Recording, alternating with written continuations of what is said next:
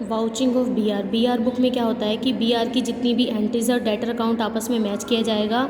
अगर हमने bill due date से पहले ही रिसीव हो गए हैं तो उनकी मैचअप आप कैश बुक से करोगे। अगर ड्यू डेट से पहले और बैंक से बुना लिया है तो उनकी हम रोकड़ बही और पासबुक से करेंगे। और जिन प्राप्य बिलों को लेनदारों के पक्ष में बेचान कर दिया उनकी जांच प्राप्य बिल बही और लेनदारों के खातों से करोगे। कहता है यदि बिल का भुगतान ड्यू डेट से पहले हो गया है तो हमें ये देखना चाहिए कि आपने डिस्काउंट किस हिसाब से दिया है। कई बार ऐसे हो जाता है कि ड्यू डेट पर पेमेंट नहीं हुई है तो आप देखेंगे कि बिल डिसऑनर हुआ है, तो बिल डिसऑनर होने से रिलेटेड जितने भी खर्चे उनको नोट डाउन किया जाएगा। फिर आपने ये चेक करना है कि ऐसे बिल जो बैलेंस शीट की डेट तक भी भुगतान के लिए शेष है और वह संस्था के पास है तो ऑडिटर को उनका निरीक्षण कर उनके एग्जिस्टेंस को चेक करना चाहिए कि उनमें से कुछ बैंक की कस्टडी में तो नहीं है, तो बैंक से उसका प्रमाण पत्र लेना चाहिए और प्राप्य बिल बही का जोड़ आदि भी लिख देना चाहिए। अब आता है वाउचिंग ऑफ बिल्स पेबल।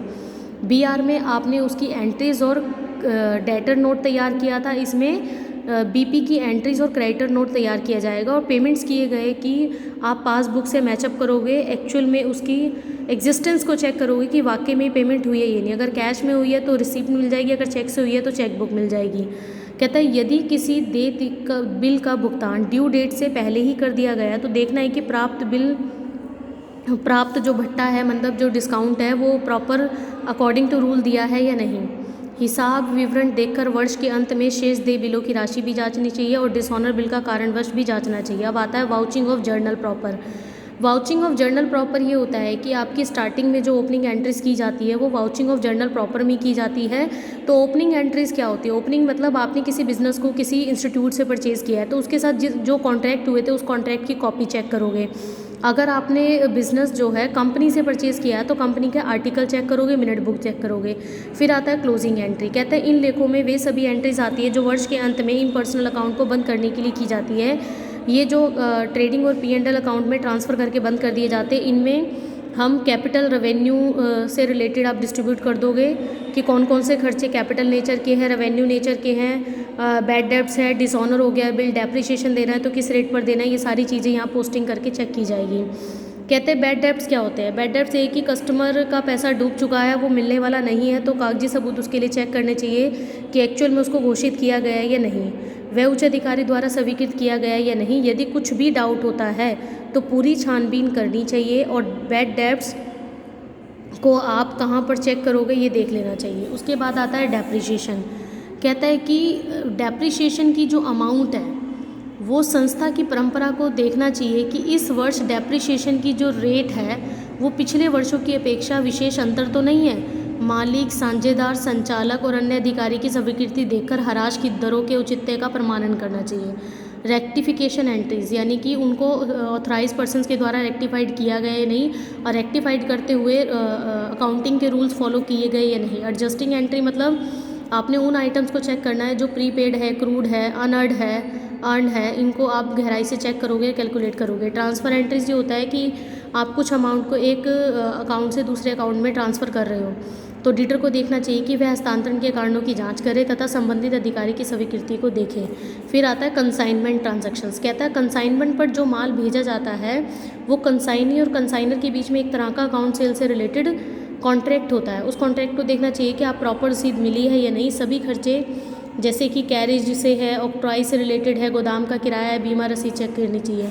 अगर कंसाइनमेंट पर है तो प्रॉपर सेल्समैन को सैलरी दी गई है नहीं। अब ये तो नहीं है कि कंसाइनमेंट पर जो माल आपने सेल्समैन को दिया है बेचने के लिए सारा ही माल बिक जाएगा, कुछ माल आपका अनसोल्ड स्टॉक भी रह सकता है, उसको मैचअप करके चेक करना चाहिए।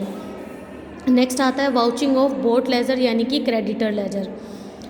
कहता है प्रारंभिक शेषों का गत वर्ष की खाता बही के अंतिम शेषों से मिलान करना चाहिए क्योंकि विभिन्न सहायक बही जैसे रोकड़ बही है, क्रय वापसी बही है, देय बिल बही आदि का दोहरा लेखा इस खाता बही में किया जाता है। पोस्टिंग की जांच सावधानी पूर्वक करनी चाहिए और देखना चाहिए कोई भी लेखा खाता बही में सीधा तो नहीं लिखा गया और टेस्ट होने के बाद आपको टिक मार्क कर देने चाहिए और ट्रांसफ़र एंट्रीज को जर्नल से जांचना चाहिए।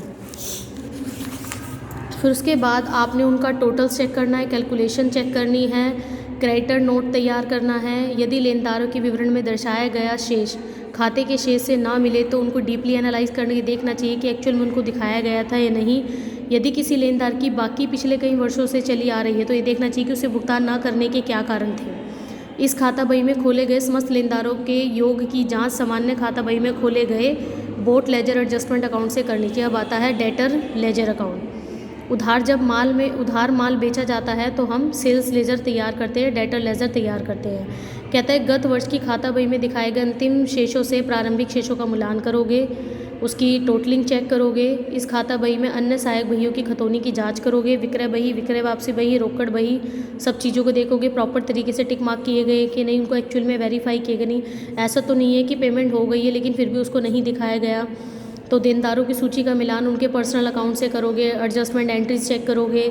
वो ऐसा तो नहीं है कि कुछ डेटर आपके बैड डेब्ट्स है या फिर रिजर्व उन पर हो चुका है, प्रॉपर माइनस किया है या नहीं। अगर थोड़ा सा भी डाउट होगा तो अकाउंट्समेंट्स ऑफ सेल्स जो है चेक किया जाएगा और उस पर प्रॉपर तरीके से वेरिफिकेशन की जाएगी। नेक्स्ट और लास्ट आता है वाउचिंग ऑफ जर्नल लेजर। कह रहा है कि सेल्स और परचेज इनको बनाने के बाद एक जर्नल लेजर अकाउंट तरीके से तैयार किया जाता है। इस खाता बही में की गई प्रत्येक खतौनी का प्रमाणन करना चाहिए। इस खाता बही के प्रत्येक खाते के जोड़ और शेषों की जांच करनी चाहिए और ये भी देखना चाहिए कि तलपट में खातों के शेष ठीक तरीके से लिखे गए हैं या नहीं। फिर हमने देखना है कि जो बैलेंसेस बचे हुए थे उसको ट्रेडिंग और P&L या फिर बैलेंस शीट में एज इट इज़ ट्रांसफ़र कर दिया जाएगा या नहीं। इसके बाद आपका नेक्स्ट टॉपिक मैं कराऊंगी टीमिंग एंड लीडिंग सिस्टम, जो कि 4 मार्क्स के लिए आपके पास बहुत ज़्यादा इंपॉर्टेंट है। Thank you so much.